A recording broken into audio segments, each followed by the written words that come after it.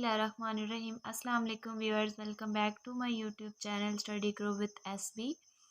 हम green function की पिछली वीडियो में हमने एक इम्पॉर्टेंट एग्जांपल की थी कि अगर हमारे पास राइट हैंड साइड पर कोई अननोन फंक्शन आ जाए तो उसका हमने ग्रीन फंक्शन कैसे कंस्ट्रक्ट करना है वो हमने देखा था। आज हम इसी तरह की ही एक एग्जाम्पल करने वाले हैं।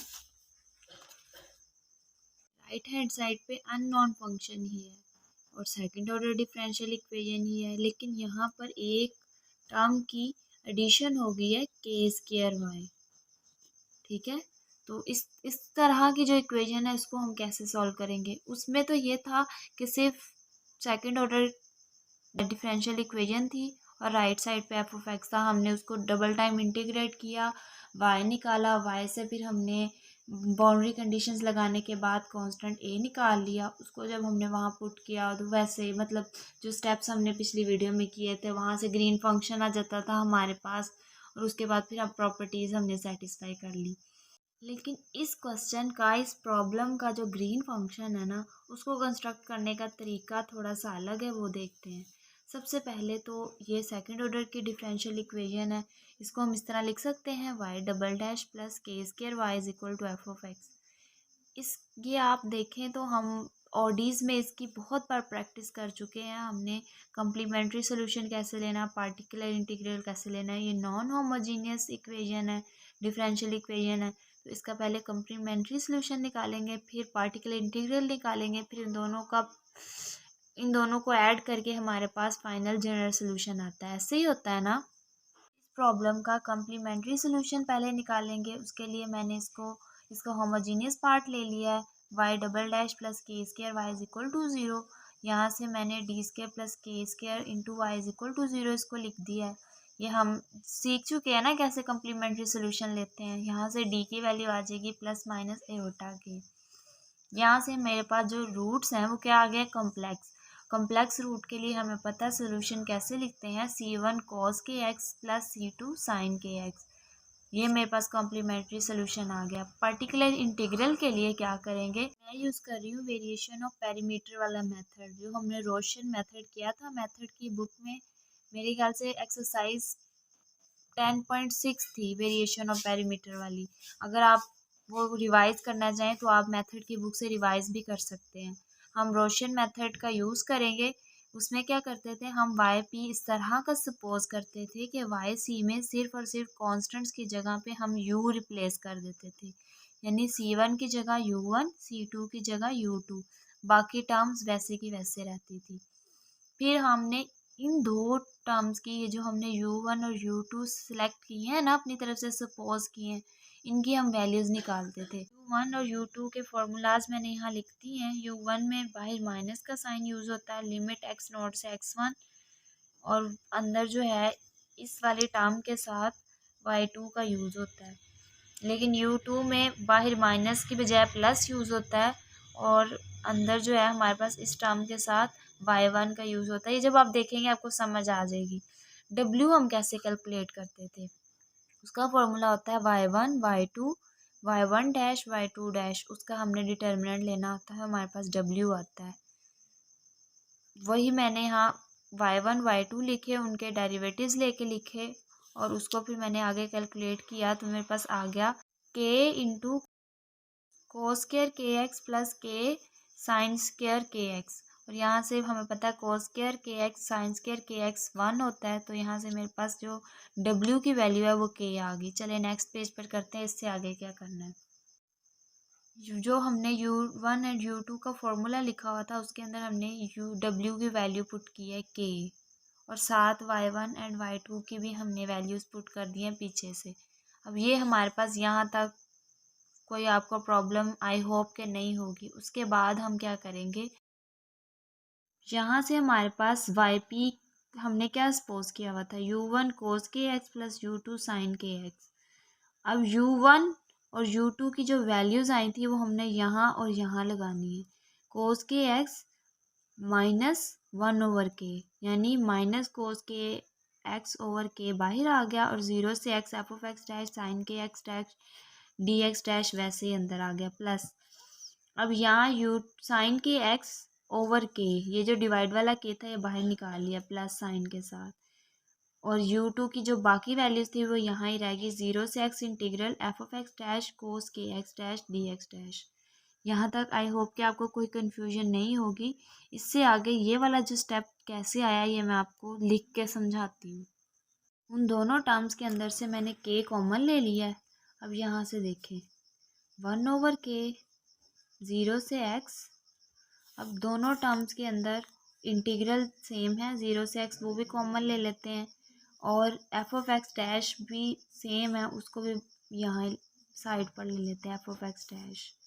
अंदर क्या बचेगा, साइन के एक्स डैश और कोस के एक्स माइनस के साथ प्लस साइन के एक्स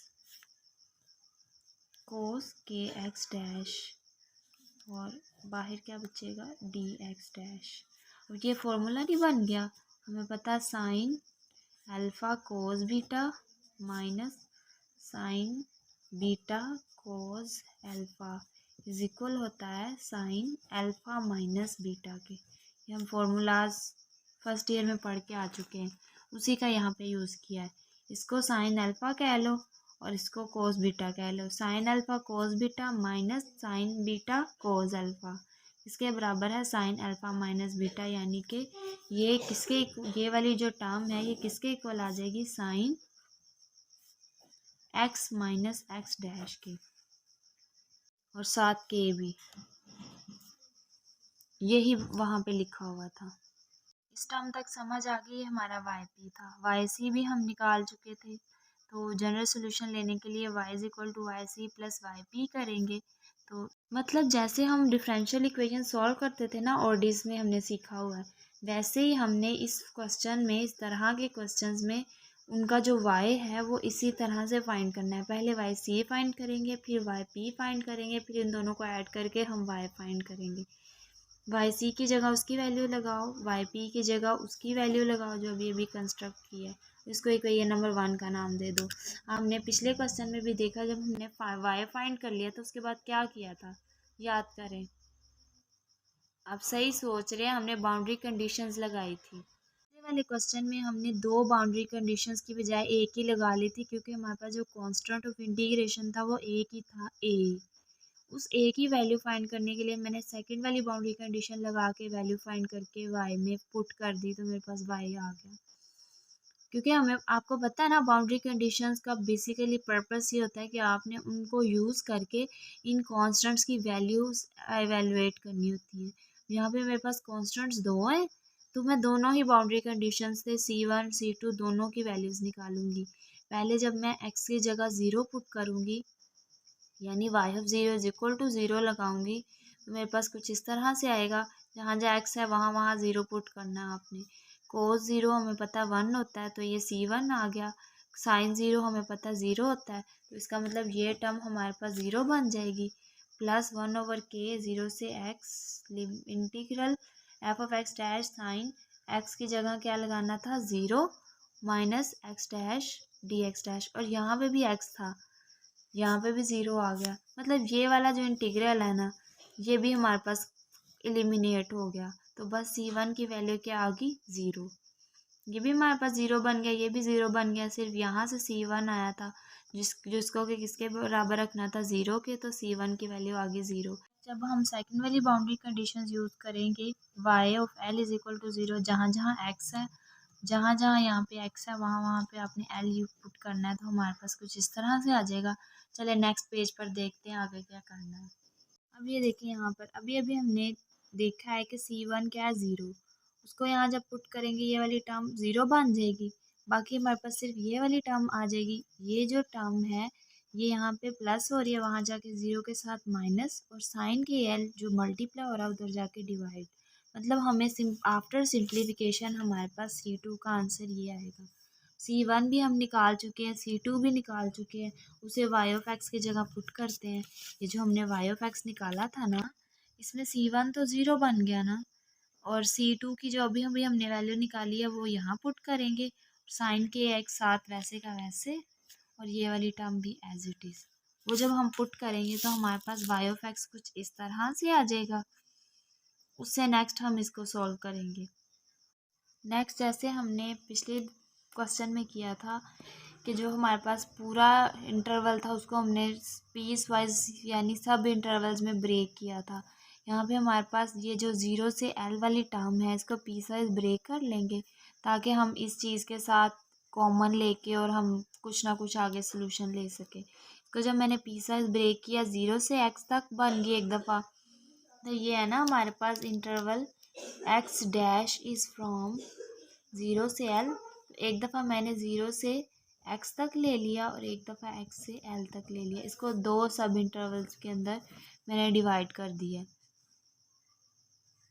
एक सब इंटरवल 0 से x, एक सब इंटरवल x से L, और ये जो सेकंड वाली टर्म है ये एज इट इज़ आ गई। नेक्स्ट क्या होगा? नेक्स्ट अब आप ये देखें कि ये वाली टर्म और ये वाली टर्म यानी first and third term in दोनों की जो इंटीग्रल है वो सेम हो गया है। उसको आपने बाहर कॉमन ले लेना है, F of x dash and D x dash, ये दोनों कॉमन ले लेना है। अंदर जो जो चीज़ बचती है ना वो हमने यहाँ लिख लेनी है। ये सारा सॉल्व हुआ हुआ आपके सामने। ये जो सेकंड वाली टर्म थी ना को हमने यहाँ एज इट इज़ लिख देना है, ठीक है। फर्दर हमने इसको सॉल्व करना है। ये जो 1/k है ये मैंने बाहर कॉमन ले लिया है। साइन के एल के साथ एलसीएम ले लेंगे, कुछ इस तरह से टर्म आ जाएंगी और जो ये वाली टर्म है ये एज इट इज़ आ जाएगी। उससे नेक्स्ट स्टेप में हम यहाँ पे साइन अल्फ़ा माइनस बीटा जो हमें पीछे फॉर्मूला लगाया ना वही वाला यहाँ पे फॉर्मूला यूज़ करेंगे। Sign alpha cos beta minus cos alpha sine beta, ये वाला फॉर्मूला यूज़ करेंगे और इस टर्म के ऊपर भी ये वाला फॉर्मूला यूज़ करेंगे।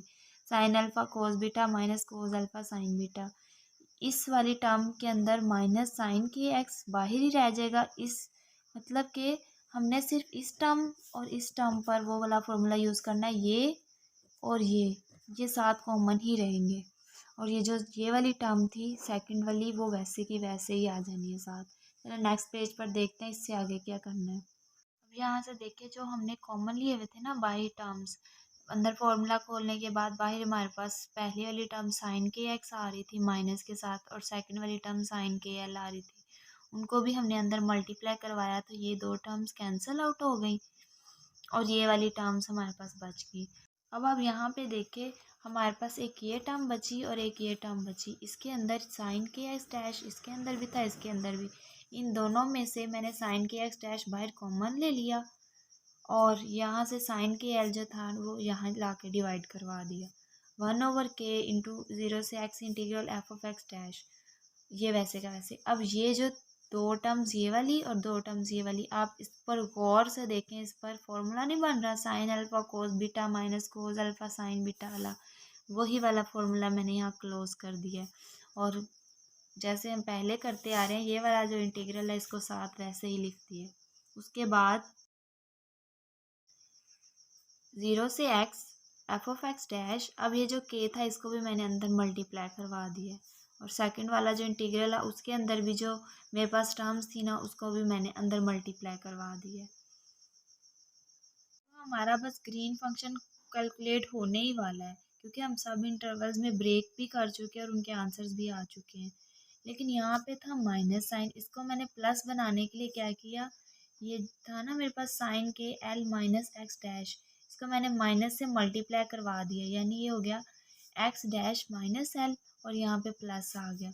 अब ये पीस वाइज सक्सेसफुली ब्रेक हो चुका है 0 से एक्स एंड एक्स से एल तक और यही है तो हमारा ग्रीन फंक्शन है। साथ ये जो अननोन फंक्शन है ना ये साथ वैसे का वैसे आएगा क्योंकि ये वाले ये सब इंटरवल्स में ब्रेक हुआ है विद अननोन फंक्शन, ये भी हमारी वैल्यूज़ वैसे की वैसे आएंगी। यानी इसको हम इस तरह से लिखेंगे integral is from 0 to l g x x dash f of x dash d x dash, ठीक है। ये जो अननोन फंक्शन हमने लिया था ना एफ ऑफ एक्स डैश, इसको आपने लिखना ही लिखना है साथ, बस आपने ये याद रखना है, ठीक है। नेक्स्ट चलें, यह हमारा ग्रीन फंक्शन कैलकुलेट हो गया एक्स डैश के लिए। ये अब वैसे ही जैसे हमने पता है जो ग्रीन फंक्शन है वो सिमेट्रिक होता है तो जहाँ जहाँ एक्स है वहाँ वहाँ एक्स डैश को रिप्लेस कर देंगे। हमारा ग्रीन फंक्शन कैलकुलेट हो चुका है आफ्टर सो मैनी एफर्ट्स। चले अब इस पर जो प्रॉपर्टीज़ हैं ग्रीन फंक्शन की वो सेटिस्फाई करवाते हैं। ग्रीन फंक्शन हम कैलकुलेट कर चुके हैं, उस पर पिछली वीडियो की तरह जैसे हमने पिछले क्वेश्चन में 5 उसकी प्रॉपर्टी सेटिस्फाई करवाई थी ना ग्रीन फंक्शन कैलकुलेट करने के बाद, वही करवाएंगे। उसमें से पहली तो ऑलरेडी हमें पता है कि ग्रीन फंक्शन जब सिमेट्रिक होता है उसको बस लिख देंगे। सेकंड वाली कंडीशन है कि जी एक्स को max dash as a function of x satisfy the differential equation. जैसे अगर ये इसको आप इसकी जगह पे वाई सपोज कर लें, तो आप ये देखें ये जो हमारे प्रॉब्लम दी गई थी उसी का होमोजीनियस पार्ट नहीं बन गया, उसी का तो हमने अभी सोल्यूशन निकाला था। तो वो कह रहा है इन सब इंटरवल्स में x is from 0 to x dash and x is from x dash to l, ये वाला जो ग्रीन फंक्शन है वो भी सेटिस्फाई करता है इस डिफरेंशियल इक्वेशन को। आप पिछले क्वेश्चन में देखें ये था ना हमारे पास y double dash equal to 0 homogeneous part, तो मैंने आपको इसके लिए प्रूव करके दिखाया था कि ग्रीन फंक्शन का भी डेरिवेटिव डबल डेरिवेटिव 0 है। इसी तरह आप इसको भी खुद कर लेंगे, या अगर आप सिर्फ लिख भी देना तो इससे फ़र्क नहीं पड़ता। नेक्स्ट हमारे पास थर्ड प्रॉपर्टी है कि जो ग्रीन फंक्शन है वो हमारा बाउंड्री कंडीशंस को भी सेटिस्फाई करना चाहिए।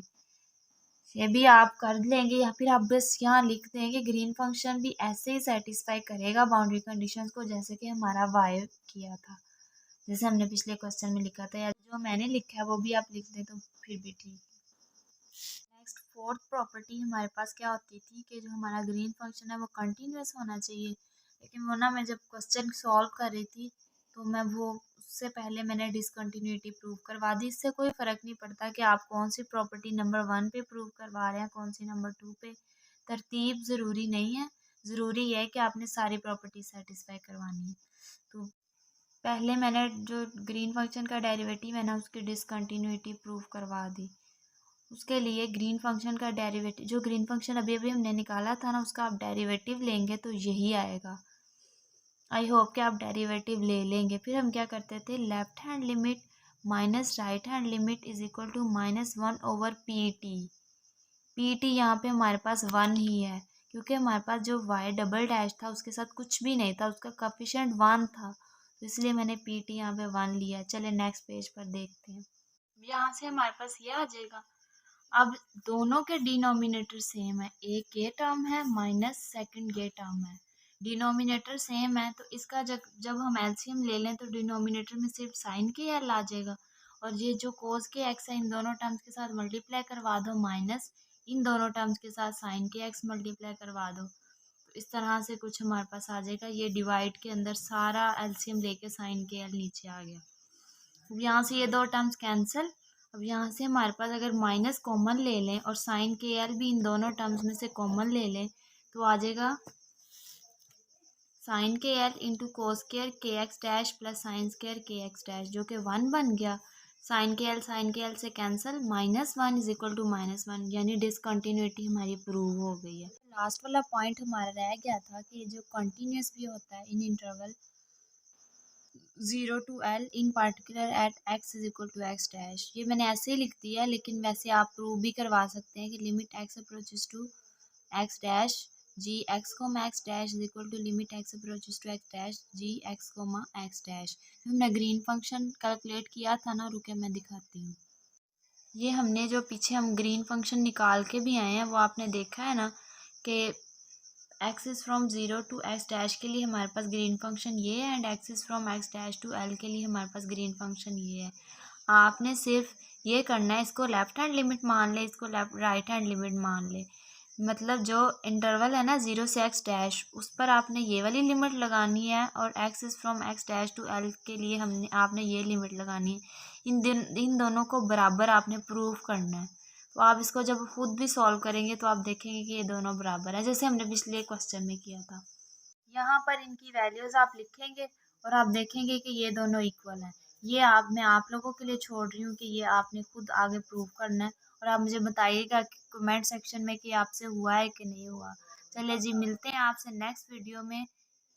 अपना ख्याल रखिएगा। उम्मीद करती हूँ कि आपको बहुत अच्छी समझ आई होगी और कॉन्सेप्ट क्लियर हुए होंगे। मैं सिर्फ इसलिए ही ऊपर-ऊपर से बता देती हूँ और कुछ समझाने वाला स्टेप हो तो मैं साइड पे करके समझा देती हूँ, क्योंकि मैंने स्टार्ट के अंदर ग्रीन फंक्शन की बहुत डिटेल एक्सप्लेनेशन दे चुकी हूँ और अभी भी मैं स्टेप साथ-साथ आपको बताती हूँ। वीडियो में इतना टाइम नहीं होता कि आप साथ-साथ लिखते जाओ और साथ-साथ समझाते जाओ। इस तरह मैं साथ इतने लंबा क्वेश्चन जो है वो मैं साथ-साथ लिखूँ, साथ-साथ समझाऊँ तो 1 घंटे से भी ज़्यादा टाइम लगेगा।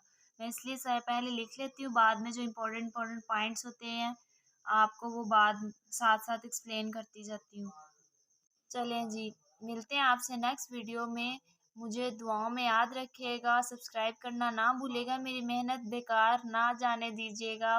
लाइक करें, कमेंट करें, शेयर करें और सब्सक्राइब करें और अपनी ढेर सारी दुआओं में याद रखें।